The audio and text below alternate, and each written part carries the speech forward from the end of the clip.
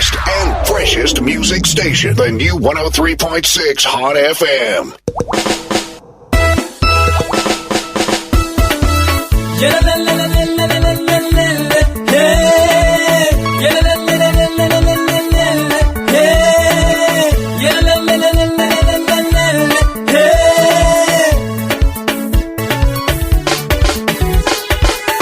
Yesu wanje yewe sinzamureka,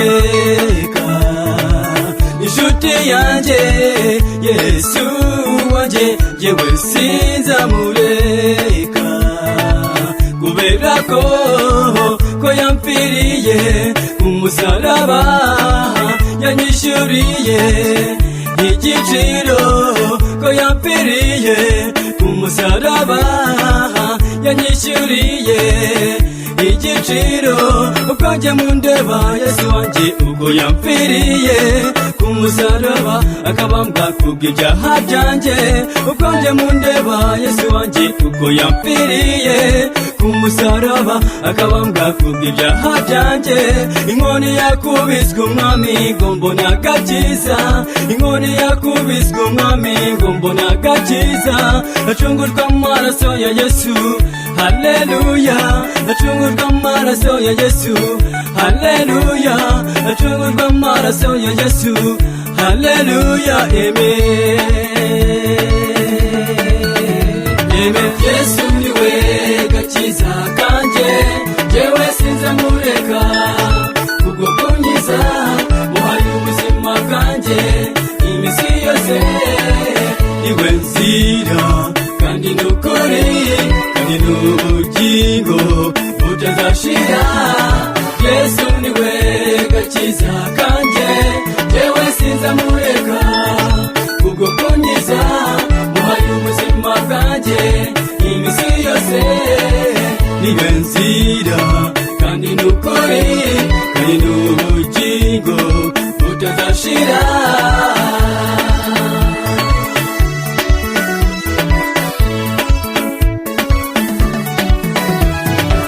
Narimbabaye ndemerewe Yesu arazarangiza, imitwaro yari ndemereye yarayinduye, sinari nizeye aya mahoro, sinari nizeye ubu buzima, sinari nizeye aka gakiza, sinari nizeye aya mahoro, sinari nizeye ubu buzima, sinari nizeye aka gakiza, ura mahoro yanje, ura gakiza kanje, ura ubuzima bwanje, nibabona mwizeye nawe mukomeze, nibabona mwiringiye nawe mukomeze, niba kandi umukorera nawe mukomeze, mukomeze.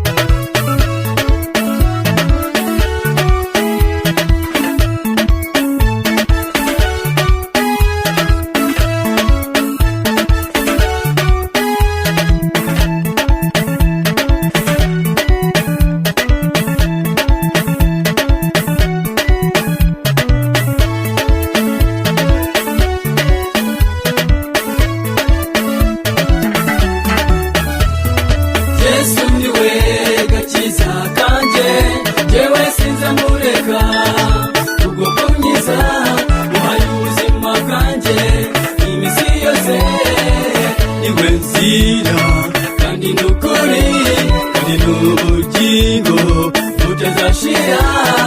Yesu niwe gakiza kanje, jewe sinzamureka, ubwo kunkiza muhaye ubuzima bwanjye, iminsi yose niwe nzira kandi n'ukuri. Turabasuhuza nshuti bakundwa mu izina ry'umukiza akaba umucunguzi wacu Yesu Kristo. Ikaze mu butumwa mugezwaho n'itorero ry'ubumwe bw'abakristo UCC United Christian Church, itorero riyoborwa n'intumwa Charles Rwandamura ni umushumba w'iri torero mukuru, akaba umutangizi ndetse ni nawe urihagarariye mu gihugu cy'u Rwanda ndetse no ku isi hose. Rero ndagira ngo mbahe ikaze mu kiganiro cyitwa ububyutse burakenewe, ikiganiro mukurikirana iminsi 5 muri 7, ni ukuvuga kuwa kabiri kugeza ku munsi wa gatandatu. Iyo minsi kuva saa 9 kugera saa 10 z'umugoroba, ni ukuva kuwa kabiri kugera kuwa gatanu, naho kuwa gatandatu ni saa 6 kugera ku isaha ya saa 7. Murakurikira rero ikiganiro ububyutse burakenewe mukigezwaho na Pastor John, muri kumwe na Pastor John ndetse na Pastor Bena. Pastor John uturuka mu itorero rya UCC Niboye, ndetse Pastor Bena nawe akaba aturuka mu itorero rya UCC hariya Ikabuga. Tubafitiye rero igipfunyika cy'ubutumwa bwiza tubazaniye, cyangwa se ubutumwa bwanyu. Mwese rero bakurikira batangiye kutwandikira mugaragaza ko muri kumwe natwe, mukurikira batwandikira ku rubuga rwa internet, ku rubuga rwa WhatsApp mukoresheje telefoni yanjye. Ubwo butumwa butugeraho, ndetse ushobora no kwandikira Pastor Bena kuri ya telefoni ye ku rubuga rwe. Ushobora kohereza ubwo butumwa, yenda nunahamagare ariko wohereza ubwo butumwa mu gihe turimo tubwiriza. Nucikanwe, kuko Uwiteka Imana nyiribihe hari icyo ashaka gukora, ashaka guhindura ibihe byawe. Ibihe byawe bigomba guhinduka, Satani yabishaka atabishaka. Impinduka igomba kuba mu izina ry'umukiza, akaba umucunguzi wacu Yesu. Tuzanye rero inkuru, kandi tuzanye ubutumwa bwiza bwo guhindura no guhindurirwa amateka yawe. Nucikanwe, reka twakire umukozi w'Imana Pastor Bena adusuhuze kandi anadusengere dutangire ubutumwa bw'uyu munsi. Ndabasuhuje inshuti zacu bakundwa, kandi ndabishimiye cyane ko muduteze amatwi kandi mukaba mudukunda.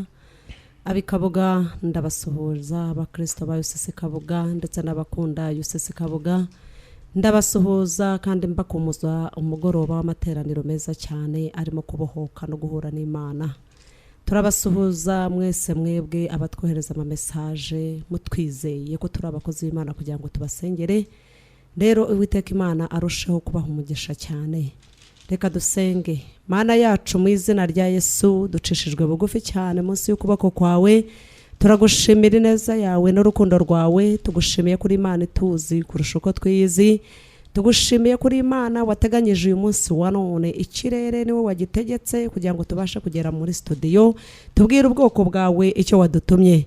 Mana yacu, twariyemeje tumeze nka za ntumwe ebyiri zemeye kujya kuzitura indogobe yari ziritse ifite ba nyirayo bayiburanaho cyane, ariko Uwiteka Imana yacu bakemera ijambo wabatumye, bakemera itegeko babwiye, bakajya kubohora icyo cyana cy'indogobe. Natwe Mwami w'abami twaremeye kugira ngo Mwami udukoreshe mu gihe nk'iki ngiki. Ijambo rigiye gutambuka reka rimere nk'inkota ikubita ihinguranya mitsi mu nyama no mishokoro, rikuremo imyanda yose, rikuremo karande zose, rikuremo ibyananiranye byose. Buri muntu wese uteze amatwi iyi radio reka girirwe neza uyu munsi wa none. Turavuga ngo reka habeho Mwami w'abami gishyashya mu bugingo bw'abana bawe, reka habeho ubuzima bushyashya, reka umwijima uhunge mu izina rya Yesu. Data, turagushimye kuko wumvise gusenga kwacu, kandi ugiye kugira neza uwo muntu wihebye urushye uremerewe cyane. Umwijima uramuhunga uyu munsi wa none. Ushimwe kuko umaze kubikora. Icyubahiro n'ishimwe birushaho kuba ibyawe, ni mu izina rya Yesu nsenzemo, amen. Murakoze cyane. Mbwira inshuti zacu mudukurikira muri mu turere dutandukanye tw'igihugu cy'u Rwanda, nadukurikirana muri mu bihugu bitandukanye bitwegereye, ibihugu by'abaturanyi. Muhawe ikaze kandi muragirirwa neza n'isumba byose. Twandikira ubutumwa bugufi ahura aho ngaho, tumenye ko turi kumwe. Wakwandika ubutumwa bugufi wifuza gusengana natwe, uranohereza kuri 0782 7574 62 0782 7574 62 cyangwa 0722 2 5 7 ohereza ubutumwa bwawe bugufi kuri iyo mirongo yombi, waba wa Tigo waba wa MTN. Turashobora gusengana mu izina rya Yesu. Hari abatangiye kutwandikira rwose, Imana ibaha umugisha. Mwenda Alphonse uri hariya Remera, Imana ibaha umugisha. Ubutumwa bwawe twabonye, turaza kuba tusoma mu kanya gatoya. Nababwiye ngo andika ubutumwa bugufi wihamagara, ahubwo andika ubwo butumwa bugufi. Umunsi w'ejo twatangiye ubutumwa buvuga ngo reka habeho impinduka, reka habeho igishya kibaho ku buzima bwawe. uko usanzwe uzwi, uko usanzwe abantu bakuzi nawe uko wiyizi, nibyo koko abantu ibyo bahamya ku buzima bwawe ni ukuri, kandi nawe urabizi ko ibyo bavuga ari ukuri, ariko ibyo Imana ivuga ku buzima bwawe biraruta, ndetse naho bihuriye n'ibyo wihamya kandi n'ibyo abantu baguhamya, naho bihuriye. Tuje kubwira ngo habeho impinduka mu izina rya Yesu, habeho impinduka. Nshuti rero, ubwo butumwa uracyabwibuka cyangwa ndabuguhaye umunsi, niho tugiye kuba duhagaze tuvuga ngo reka habeho mu izina ry'umwami w'abami. Uyu munsi ku itorero rya UCC hariya Niboye dufite igiterane, dufite umushyitsi uturutse mu gihugu cya Uganda, Pastor Musisi ari kumwe natwe.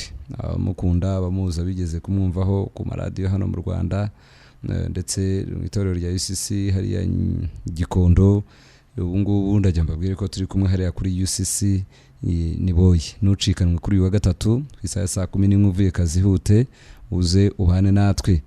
Gira undi muntu muzana, gira umuntu tumira abanyamuryango ba UCC Niboye. Yes, tumira abandi kandi nawe uhaboneke, gerageza uhagere kare, muze twakira umushyitsi, muze duhabwe umugisha kuko atuzaniye igipfunyika. Umushyitsi yagiye kujya ahantu aritegura, afata igihe cyo gusenga, afata igihe cyo kubaza Imana nzababwira iki, ese abantu ngiye nsanze bameze bate, urabashakaho iki, ni iki kibarushya, nigiye unumye gukora iki. Nkuko Imana idutuma hano kuri radio, ikaduha amagambo tubabwira. Ntabwo ari amagambo ava mu bwenge bwacu, ahubwo ava ku mutima w'Imana. Rero nucikanwe kuri uyu munsi, ndetse iki cyumweru cyose nucikanwe, ngwino duhanwe umugisha mu izina ry'umwami w'abami Yesu. Aka kanya ndagira ngo nkwibutse ko ejo twatangira ubutumwa, twasomye igitabo cy'itangirira igice cyari cya mbere umurongo wa 1. Tubona Imana irema isi n'ijuru, tubona Imana imaze kurema, yari cyagaragaye vuba ibona kandi harimo akavuyo, ibintu bidafite ishusho kandi ibintu by'ubusabusa, ibona ntabwo rwose ushobora kubipresenting, ari ibona naho yabyerekana, ahubwo iravuga iti kanongere ntekereze ndebe icyo gukora. Ibona umwijima kandi uracuze, utwikira ibintu bisobanutse, ariko ako kanya ihaza igitekerezo muri yo, iravuga iti habeho umucyo ubaho. Natwe muri iki cyumweru turahanura ku buzima bwacu, ku buzima bwawe, ihanureho ngo habeho umucyo mu buzima bwawe, habeho guhindurirwa amateka, habeho guhindurirwa izina, uko witwaga, uko abantu bari bakuzi, uko bakubonaga, uko wari wiyizi, uko wiyakiriye. Urabizi hari igihe hari ubutumwa bwinshi wigishijwe, abantu batandukanye barakubwira ngo wiyakire ukuri.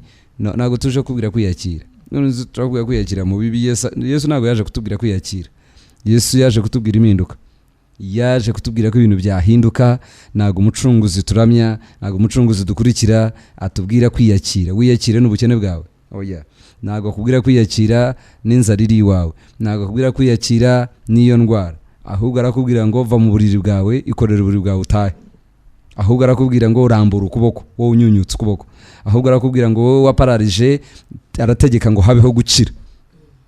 Yesu ni umugabo w'impinduka, uzana impinduka. Hari ahantu henshi tujya mu ivugabutumwa mu madini atandukanye, bakumva iby'Imana dukoresha, iby'Imana ikorera muri twe, bakavuga ati ni amatorero y'inzaduka. Amatorero y'inzaduka, ibintu barimo bavuga, ibyo bitangaza bavuga, kamabwire turi inzaduka koko.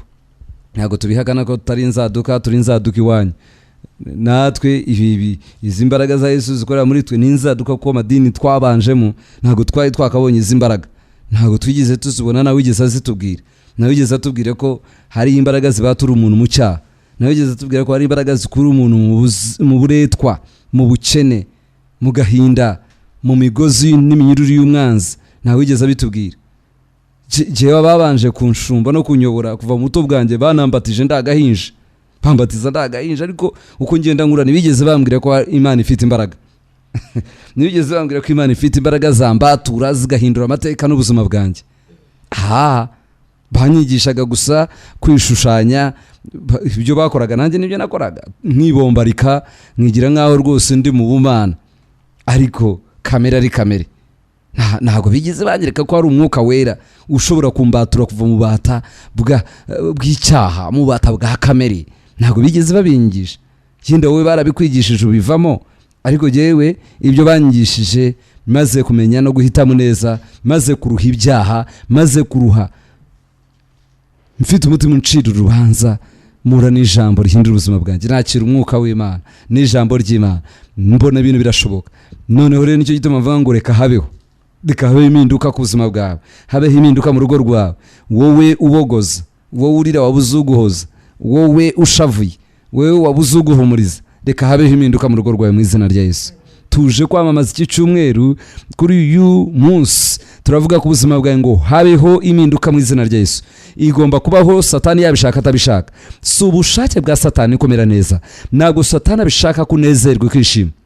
Igihe kimwe umuntu umwe yabwiye Yesu ngo washaka wabasha kunyiza. Yesu aravuga ati ndabishaka kira. Yesu arabishaka kukira, arabishaka, ndabishaka kukira, ndashaka kuba muzima, arabishaka kuba amahoro, arabishaka ko nawe useka, arabishaka ko nawe unezerwa.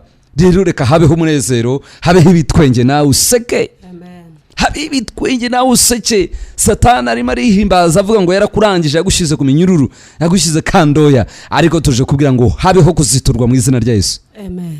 Iki kimwe Paulo na Sila barabafata babashyira mu minyururu mu gicuku cy'ijoro, batekereza icyo gukora, baravuga ati ariko aha hantu twaririmbira Imana ntibyakunda, katwiririmbira Imana. Bari mu munyururu baraboshye, ariko abagabo bagira igitekerezo cyo kuririmba, igitekerezo kibazamo, bavuze ngo habeho kuririmba. Ibindi byakurikiye Imana nayo iravuga ngo habeho gufungurwa, habeho kuva mu minyururu, habeho iminyururu kudohoka, habeho nuko igitangaza kiraba. Rigari cy'Imana kubwira ukumva haje igitekerezo, iyo ugikoze habaho ikindi. Kandi Imana ivuze ngo habeho umucyo, ikindi cyakurikiyeho ibona ngo umucyo ni mwiza, ibona umucyo ni mwiza. Niki Imana irimo ivugana nawe nona, iravugana nawe ngo tera intambwe ugere kuri UCC. Habeho gutera intambwe ugere kuri UCC, ntabwo usigara uko wari umeze, ntabwo ubuzima bwawe busigara uko bwari bumeze, ntabwo usigara uko wari uri. Habeho mu rugo rwawe.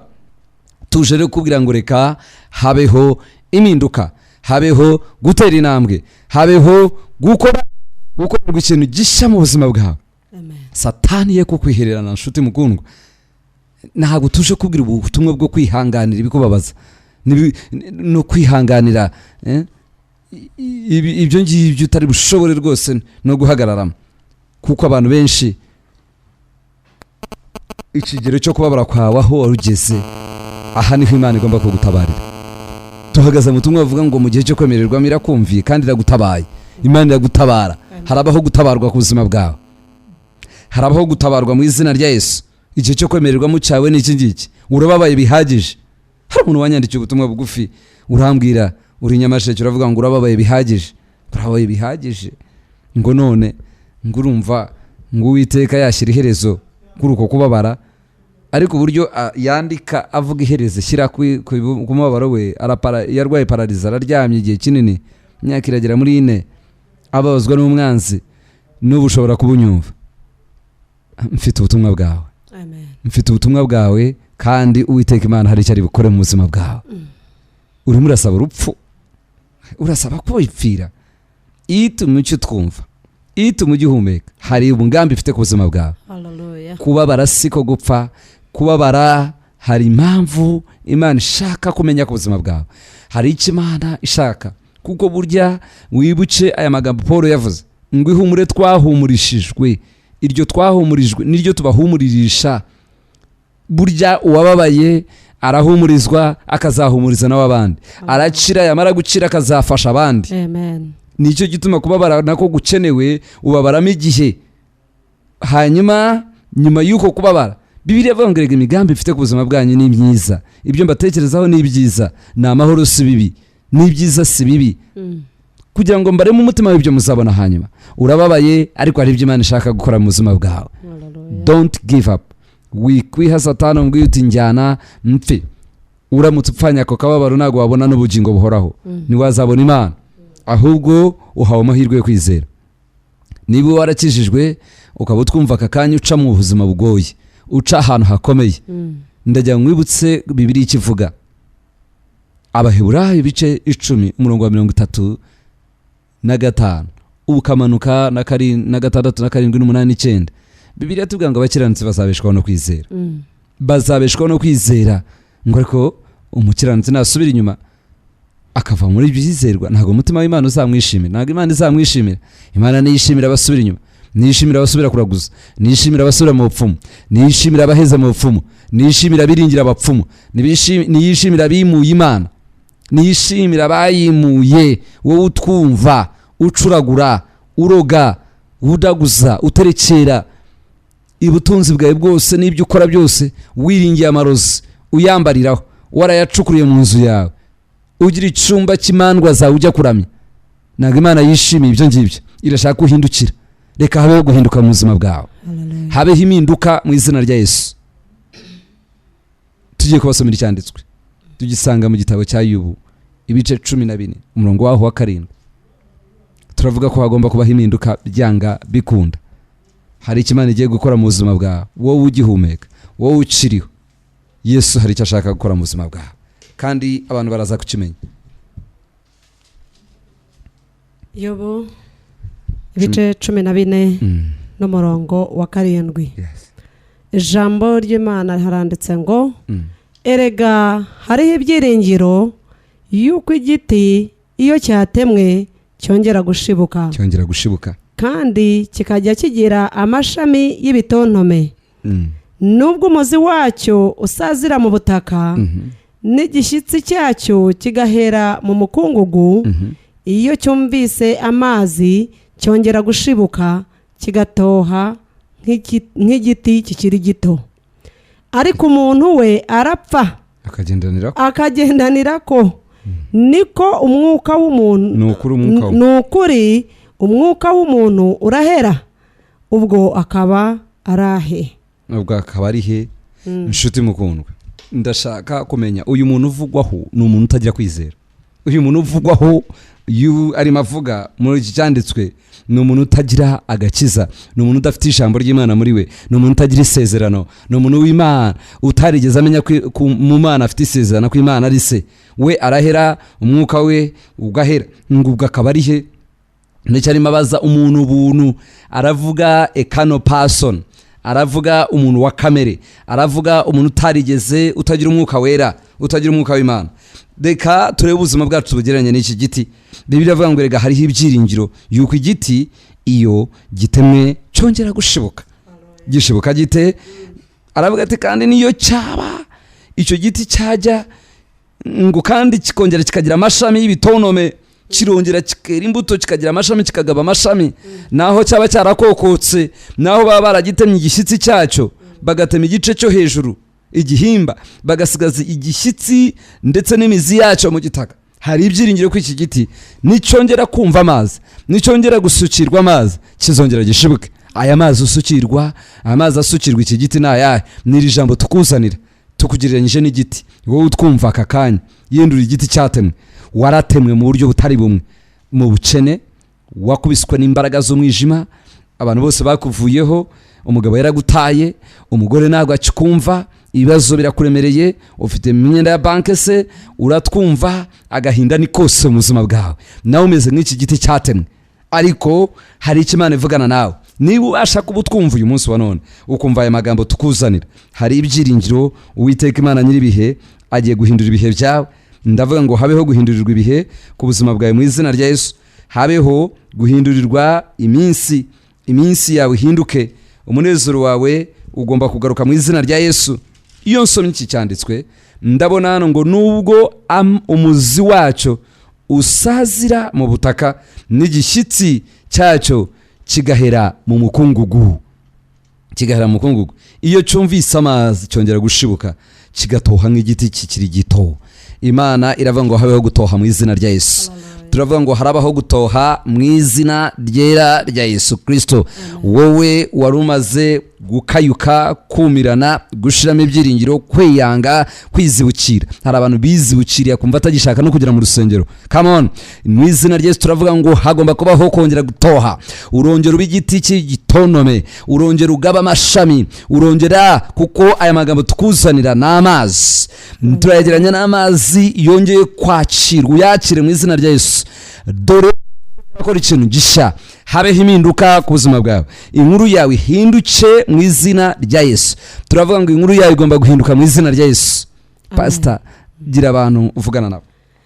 nshuti yanjye urimo kumva aya masaha urimo uravuga ngo mu mutima wawe urimo uravuga ngo ibyanjye birarenze njyewe ibyanjye ntibigifite igaruriro dore ngeze ku munota wa nyuma ndetse ngeze ku isegonda yo gupfa umutima umereye nabi kubera ibibazo ndetse ubwonko bwanjye ndumva ngiye gusara kubera ibibazo kubera ibigeragezo byinshi cyane abana nibo bagusajije se ese ni umugabo ugusajije ese ni umugore ugusajije ese ni akazi se ese ni ubushomeri tukuzaniye inkuru nziza ikubwira ngo haracyari ibyiringiro nubwo wumva wumiranye mu mibereho yawe ya buri munsi nubwo wumva wumiranye mu rugo rwawe inzu yawe irumye magaze yawe irumye urarebamo ukabona ntacyo kugaburira abana ufite iyi saha hari ibyiringiro ku mwami w'abami turimo kukubwira uyu munsi wa none agufitiye ibyo kurya uyu munsi wa none kuko ntabwo yakwemera ijambo ryayo riravuga ngo igaburira inyoni zidahinga ikambika ibyatsi n'uburabyo ese ni gute itakwita ku mwana wayo yaremye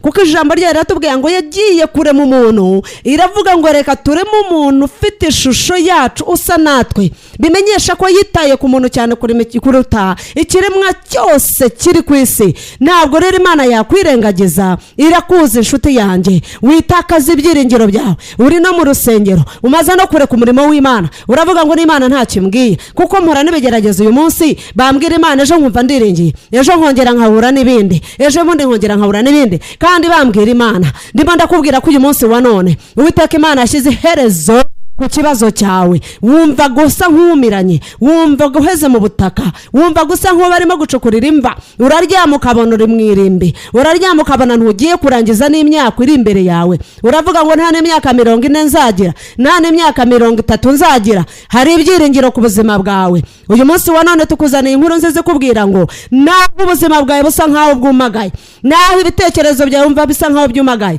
warize urangiza wa gatandatu uricaye uravuga ngo se nahera hehe mbona ya kaminuza hari Imana ifite ubutunzi uko ijambo rya riravuga ngo isi no kuzura kwayo nibyo Uwiteka Imana turavuga ngo habe reka bubeho reka ayo mahoro abeho n'izina rya Yesu imbaraga z'Uwiteka Imana reka zimanuka zigira icyo zikora ku bugingo bwawe reka zimanuka zigira icyo zikora mu rugo rwawe reka zimanuka zigira icyo zirema mu kazi kawe urihebye cyane urarira cyane amarira ni menshi ibitekerezo ni byinshi urirukanwa mu nzu ndakubwira Imana itanga amazu Imana ibohora Imana ikura ku cyavu ikicazanya n'ibikomangoma wowe ntabwo wamenya inzira z'Uwiteka Imana ijambo ry'Imana riravuga ngo nuko tutaza amagufa y'umwana ukakurira mu nda y'umubyeyi ngo niko tudashobora gusobanukirwa inzira z'Uwiteka Imana nanjye nkubwira sinakubwira ngo biraturuka ibumoso cyangwa iburyo majyaruguru cyangwa amajyepfo ariko ndimo ndakubwira Imana ikora ibitangaza iyo niboneyeho nuko n'amaso yanjye iyo nabonye ikiganza cyayo ikora ibikomeye n'ibitangaza iyo niyo tukubwira uyu munsi wa none turakubwira Imana twigeze tubonaho aho wumvaga wumiranye ibyiringiro byawe byumiranye ugiye kunywa inzoga uyu munsi wa none ugiye gusambana n'uwo mugabo urimo kuguha amafaranga ukubwira ngo reka nguhe ngo n'ubundi uburokore ntacyo bukumariye reka ngwino dusambane ngiye nguha amafaranga ndakubwira Imana ishobora guhindura amateka ndakubwira Imana ishobora guhindura ubuzima bwawe shuti yanjye garura ibitekerezo byawe ku Mana hari amazi y'ubugingo agiye gutemba ku buzima bwawe uyu munsi wa none kandi ngukumbuza no kugira ngo uze mu rusengero kugira ngo turusheho kugusengera turusheho kugusubizamo ibyiringiro turusheho kuganira n'izina rya Yesu ndakubwira ngo haracyari ibyiringiro Uwiteka Imana kugirire neza Uwiteka Imana kwiteho Uwiteka Imana gukebuke Uwiteka Imana kwibuke Uwiteka Imana kugendeho Uwiteka Imana yicarane nawe Uwiteka Imana kurebe arebe uwo mwana wawe urimo kurebesha ijisho meze nk'agayi uravuga ngo birarangiye umwana wanjye arapfuye ariko nimo ndakubwira ngo hari ibyiringiro mu izina rya Yesu hari ibyiringiro hari Imana ikora ibitangaza hari Imana ishobora kubohora ubuzima bwawe mu izina rya Yesu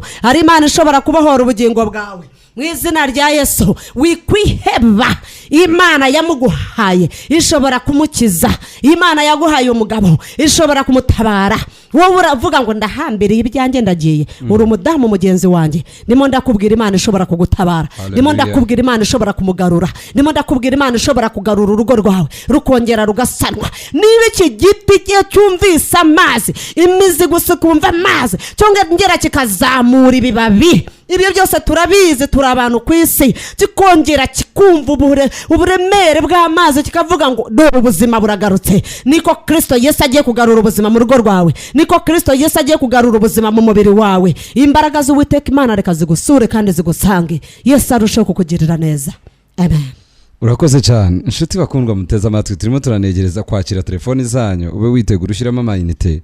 Ndagira ngo ubwire ko Uwiteka Imana arakora ikintu gishya. Ijambo ry'Imana ririmo kutubwira ngo igishyitsi, icyo gishyitsi cyacu gihera mu mukungugu, imizi nayo uwo muzi w'icyo giti ugasazira mu butaka. Ibintu birimo no gusaza, ibintu birimo n'imizi ko yasazira mu gitaka, ariko hari ikintu kizana impinduka. Nta mazi ngo cyumvisha amazi cyahembuka. Nawe uramutse wakira ijambo urahembuka. Amen. Nuramuka ugize kwizera urahembuka. Hallelujah. Iki giti kirimo imizi irasazira mu gitaka, igishyitsi cyacu nacyo kiri mu mukungugu, giheze mu mukungugu. Ahari kirimo kirasenga ngo umunsi numvisha amazi nzongera mbeho. Umunsi hagize umvomera kansukaho amazi, ndabizi ko nzabaho, ndababaye, mbuzaho mvo mutuzi, ariko umunsi nongeye kumva amazi nanjye nzongera mbe muzima. Amen. Inshuti mukundwa twumva, iri jambo rya guhindura muzima, reka habe kuzana amashami, habe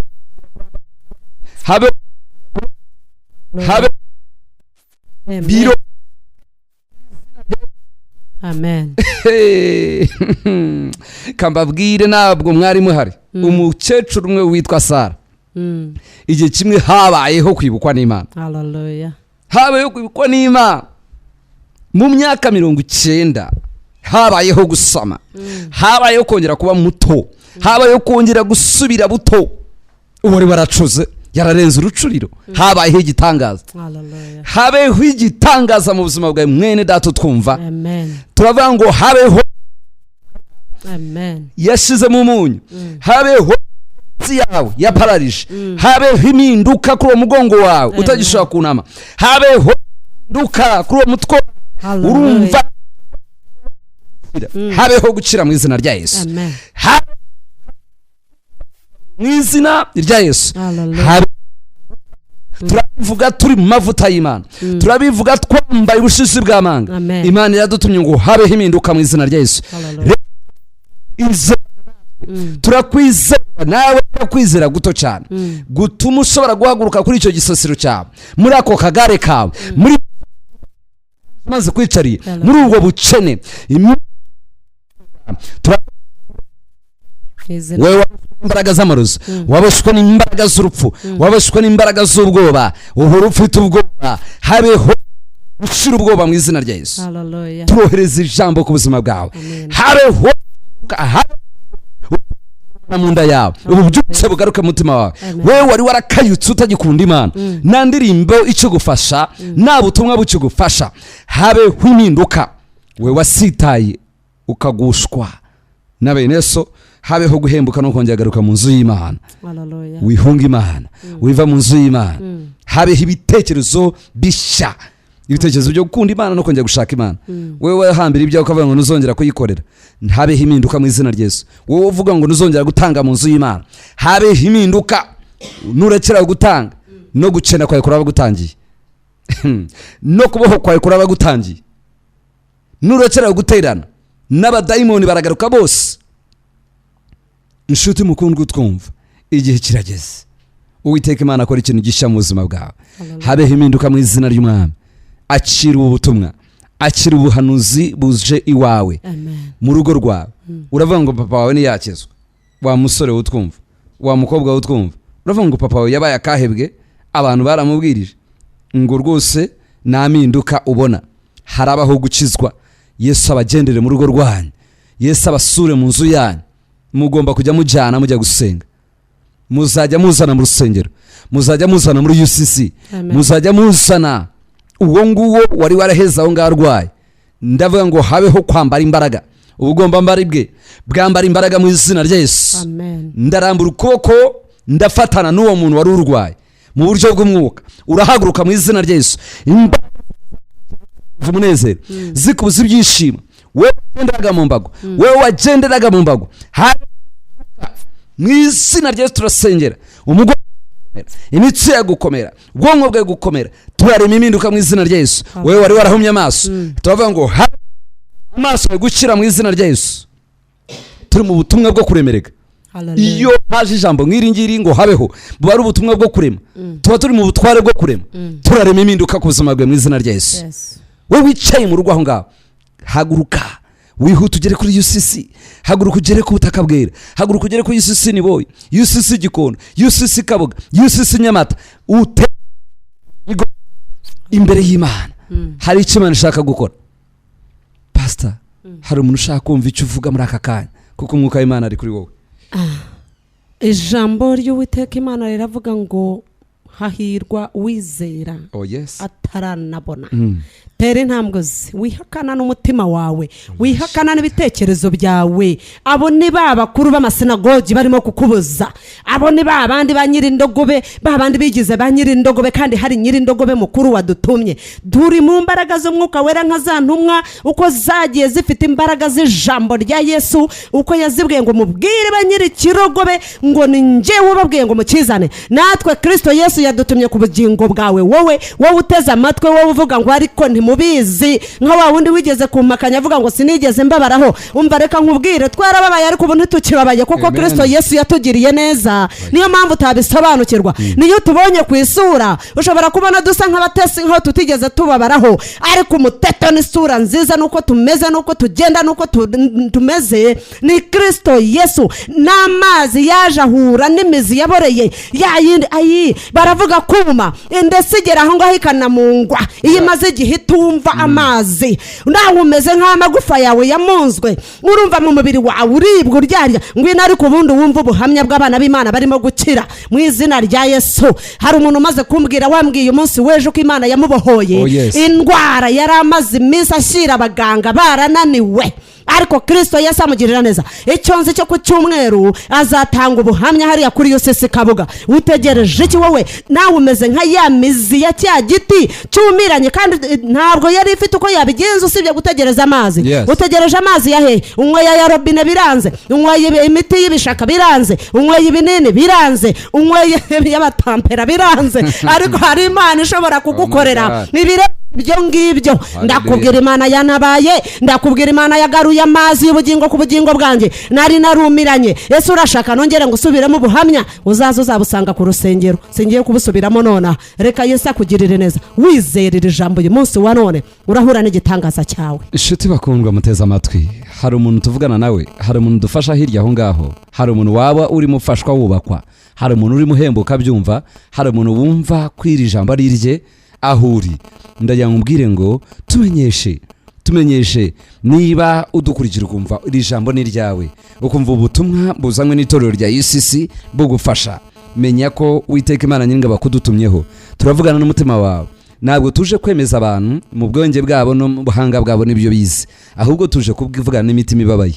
Wowe utwumva ubabaye, ufite ibintu bibabaje ubuzima bwawe, urashaka ko haba impinduka, turavuga ngo reka habeho impinduka ku buzima bwawe, habeho ishya n'ihirwe, habeho igikundiro ku buzima bwawe mu izina rya Yesu. Habeho kumvirwa, habeho kwemerwa, habeho kubengukwa mu izina rya Yesu Kristo.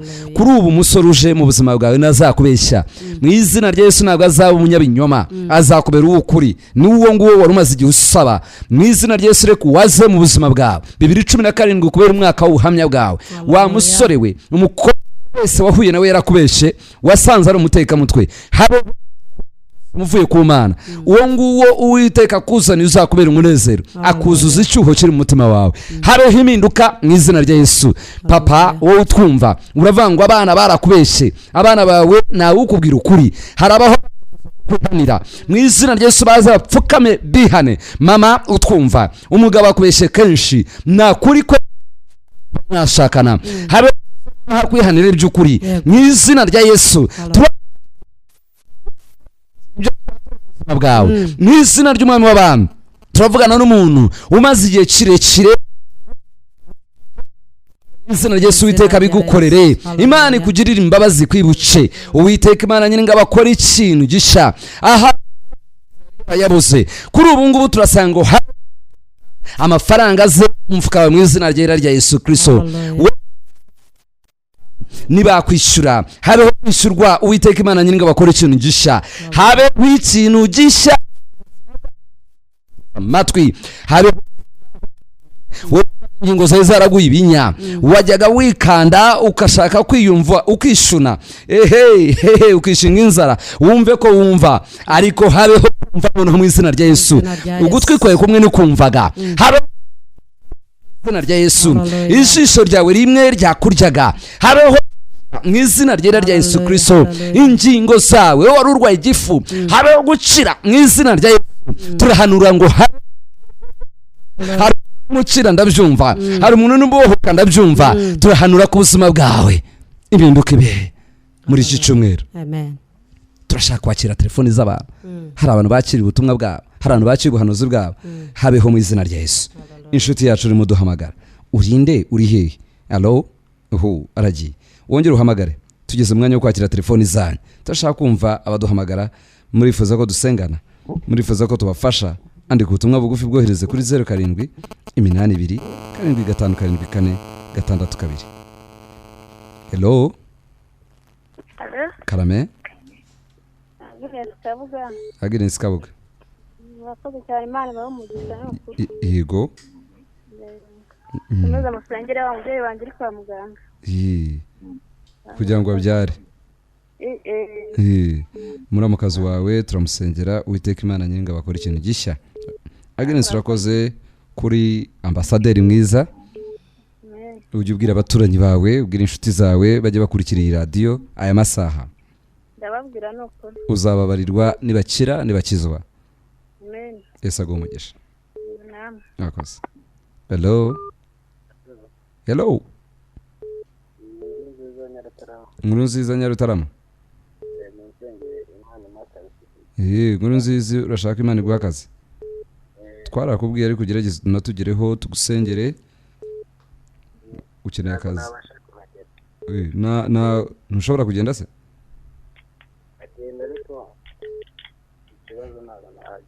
Ntabwo? Uraziritse se nawe uri cyana cy'indogobe tuze tukuziture? Kuki utabasha kugenda? Urashaka akazi, turashaka kugusengera, ntubasha kugenda, ntubasha kutugera. Nyarutarama na UCC hariya niboye ni hafi cyane. Kuraho ubutesi aho ngaho. Urabyumva? Niba ubabaye ukumva gutera intambwe. Sinzi gituma abantu bamwe mudasubizwa. Urababaye, urashaka akazi. Urashaka Imana igira ikikora mu buzima bwawe ngo ni wabasha kuhagera. Ninde ukuziritse ndategetse mu izina rya Yesu. Umwuka ukubuza ukure kuri. Nkuru nziza yanagiye. Hello. Hello. Hello. Yes. Yohana.